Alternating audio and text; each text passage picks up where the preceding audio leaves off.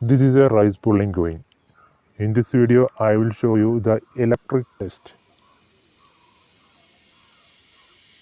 This is the rice pulling coin, and this is a iridium material. This is very rare coin and old coin.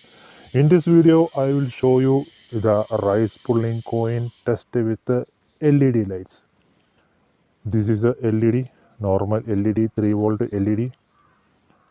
This is the second one.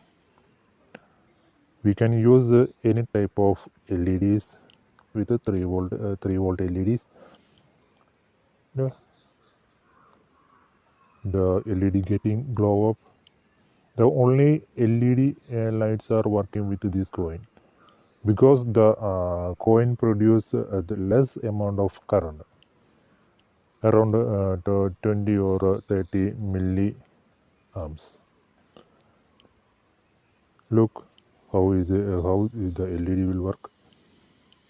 You can clearly watch the LED getting glow. I will try with another one. This is the blue color LED.